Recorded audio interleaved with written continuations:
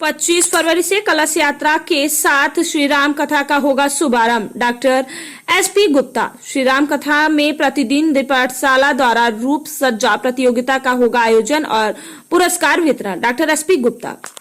वाराणसी में सेवा समर्पण संस्थान के हितार्थ 25 फरवरी से 5 मार्च तक दीपाठशाला विद्यालय के परिसर में होने वाले श्री राम कथा के संदर्भ में शुक्रवार को हुआ पत्रकार वार्ता। सेवा समर्पण संस्थान के काशी प्रांत के संरक्षक दीनदयाल पांडे और बाबा विश्वनाथ वनवासी छात्रावास वाराणसी के अध्यक्ष डॉक्टर एसपी गुप्ता ने पत्रकार वार्ता में मीडिया को जानकारी दी। सेवा समर्पण संस्थान काशी प्रांत के तत्वाधान में 26 फरवरी 2023 से 5 मार्च 4 से 7 बजे तक श्री राम कथा का आयोजन दीपाठशाला विद्यालय के परिसर तरना में आयोजित होना सुनिश्चित है। कथा व्यास श्रद्धेय पंडित दिलीप कृष्ण भारद्वाज महाराज के श्रीमुख से होगा। आपका केंद्र श्रीधाम वृंदावन है। बताते चले कि कलश यात्रा का शुभारंभ राज्य मंत्री रविंद्र जायसवाल के द्वारा 25 फरवरी दोपहर 12 बजे अष्टभुजी माता मंदिर शिवपुर में किया जाएगा। समापन समारोह 5 मार्च को दीपाठशाला तरना विद्यालय में होगा, जहां उत्तर प्रदेश के उप मुख्यमंत्री केशव प्रसाद मौर्य मुख्य अतिथि रहेंगे। रामकथा कार्यक्रम का वितरण 25/2/2023 कलश यात्रा 12 बजे मध्याह्न। 26/2/2023 शुभारंभ कथा महात्म्य सती चरित्र व शिव विवाह। 23/2/2023 राम जन्म। 28/2/2023 बाल लीला।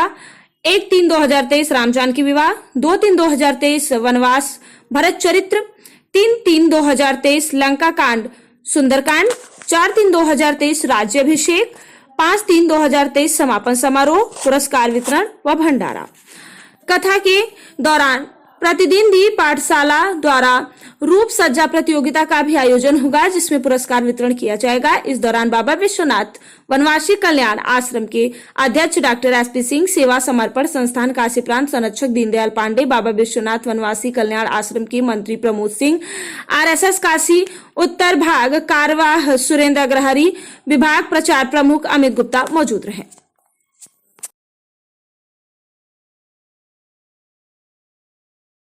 अच्छा, मैं प्रमोद नारायण सिंह और वनवासी छात्रावास में एक सचिव पद का उत्तरदायित्व मेरे पास है।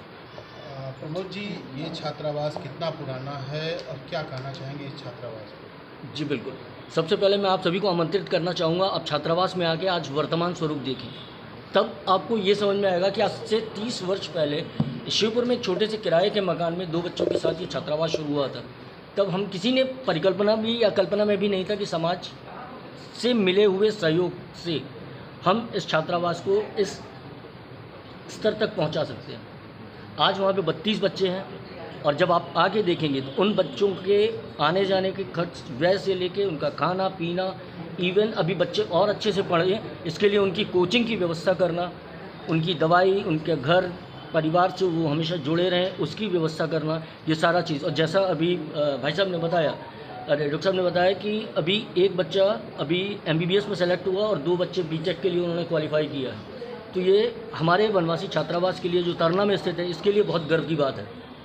इस तरीके से हम उनको सोच रहे हैं कि उनका सर्वांगीण विकास कैसे हो, और जब वो यहाँ से वापस अपने वनवासी क्षेत्रों में जाएँ तो अब उस तरीके से वो उस भूमिका को निभा सकें। जैसे अभी भाई साहब ने बताया कि उत्तर पूर्व में वहाँ पर आप जाएँगे नॉर्थ ईस्ट में, जहाँ 92% तक कन्वर्जन्स हो चुके हैं, जहाँ 92 आज यहाँ से पढ़े हुए बच्चे, कोई अध्यापक है, कोई डॉक्टर है, कोई क्लर्क है, कुछ है। जब वो जाके बताते हैं वहाँ पे जो थॉट्स है, उनकी जो विचार है कि भारत में ऐसा, इंडिया में ऐसा होता है, लेकिन जब ये बच्चे जाके वहाँ पे अब काम करना शुरू कर रहे हैं, तो वो जो मिथ्य है, जितने भी माइथ्स वहाँ पे फैला रखी थी मिशनरीज ने, उन सारी चीज़ों की कि ऐसे रहता है और इस तरीके से दुर्व्यवहार होता है, वो सारी चीज़ जब जाके वो कन्वे करते हैं, तब वहाँ के एक सामाजिक परिवर्तन आता है। और सामाजिक परिवर्तन के कारण जो परिवर्तन आप पूर्वोत्तर राज्यों में देख रहे हैं, किसी भी क्षेत्र में देख लीजिए, वो आपको परिलक्षित हो रहा होगा।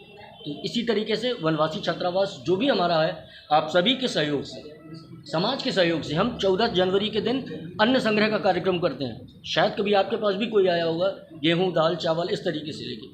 तो इस तरीके से ये जो भी छात्रावास चलता है, समाज से चलता है। 1 रुपये भी सरकारी सहायता हम नहीं लेते हैं। 1 रुपये भी सरकारी सहायता के बिना। को बनाने का उद्देश्य क्या है? मैंने आपको बताया ना, जो वनवासी, जो वंचित वर्ग। मैं डॉक्टर एसपी गुप्ता हूँ, पेशे से चिकित्सक, सर्जन हूँ, जनरल सर्जन। और मैं बाबा विश्वनाथ बनवासी कल्याण आश्रम छात्रावास तरना पे उसका अध्यक्ष हूँ। किस तरह की राम कथा शुरू होने जा रही है? ये राम कथा भगवान प्रभु श्री राम के बाल्यकाल से लेके उनके राज्य कार्य तक, राज्यपाट लेने तक की पूरे वर्णन है इसमें। ये कथा दिनांक 25 फरवरी से शुभारंभ इसका होगा और 5 मार्च तक चलेगा। ये इसमें हम भगवान राम के व्यक्तित्व के बारे में, उनके चरित्र के बारे में, उनके सदाचारी, उनके एक जो उत्तम व्यक्तित्व था उसके बारे में जनमानस को इसके बारे में बताएंगे हम लोग, उनसे अवगत कराएंगे और हमारी कोशिश रहेगी कि अधिक से अधिक लोगों को इसमें शामिल किया जाए। मुख्य अतिथि कौन होंगे और क्या टाइमिंग होगी कथा का शुभारंभ? इसका शुभारंभ माननीय मंत्री श्री रविंद्र जायसवाल जी करेंगे और ये इसका शुभारंभ 25 तारीख को होगा कलश यात्रा से, जो कि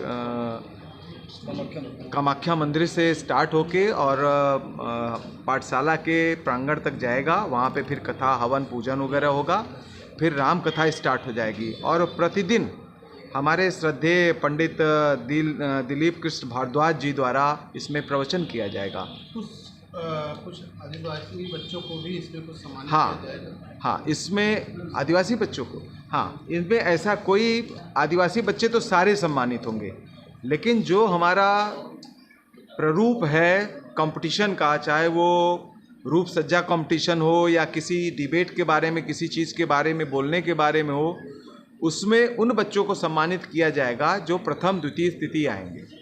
ऐसे हम आदिवासी बच्चों को सबको सम्मानित करेंगे क्योंकि वो आदिवासी क्षेत्र से हैं, वंचित क्षेत्र से हैं, उनके गार्जियन भी उनको कोई शिक्षा नहीं दे पाए, उनके खान पान का इंतजाम नहीं कर पाते। उनको हम लोग ले आके यहाँ करीब इस समय 40 बच्चे हैं जिनको हम लोग बनवासी कल्याण आश्रम छात्रावास में रखे हैं। ये पुरुष बच्चों के लिए है, महिला बच्चियों के लिए जो बनाया वो हम लोगों ने अलग बनाया, वो लोग भी इसमें पार्टिसिपेट कर रहे हैं।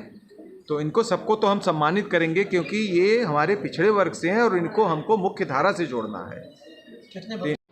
जहाँ पर बंटवारे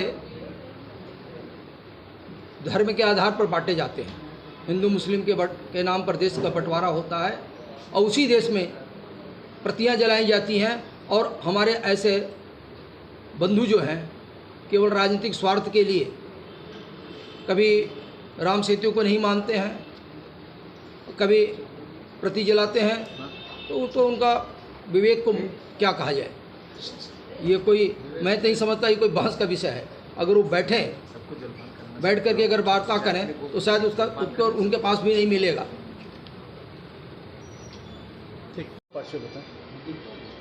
मैं दीनदयाल पांडे, बनवासी सेवा संवर्धन संस्थान का जो यहाँ पर केंद्र है काशी में, इसके संरक्षक की भूमिका में इतनी दायित्व है। किस तरह का राम कथा चालू होने जा रहा है? राम कथा है, राम तो सबको पता है, राम सबके अंतिम मोक्ष के है, सभी को मोक्ष राम से ही मिलना है। उस राम के बारे में जो आजकल गलत प्रकार का विषय चल रहा है, वो समाज में किस मंशा को लेकर किया जा रहा है ये हम सबको पता है, गलत उसका। तो इस प्रकार के जो विचार हैं, इन विचारों को हम स्पष्ट रूप से जो मूल विषय है, आज समाज की जो समस्याएं हैं, जिससे समाज की समस्याओं से हटाया जा रहा है, इन विषयों को लेकर के भगवान राम का चरित्र था जो छुआछूत उनके इसमें नहीं था। महिलाओं के बारे में बात की जाती है, महिलाओं को तारा उन्होंने, एक तरफ तारा और छुआछूत की बात करते हैं, वही कुपी की हद है। जिन्होंने इसका अर्थ न जानते हुए इस पर बहस किया, यह जानना जरूरी है कि किस संदर्भ में किसने किससे कब कहा। यह समुद्र ने कहा, अपने बारे में कहा, न कि राम ने कहा। उन्हें अपने बारे में कहा, प्रभु इस प्रकार के लोग जब बिना डांट डपेट के ठीक नहीं रहते हैं, वो संदर्भ बोला है, न कि राम ने बोला है और समाज के बारे में, और हम उसको गलत ढंग से समाज में प्रस्तुत कर रहे हैं।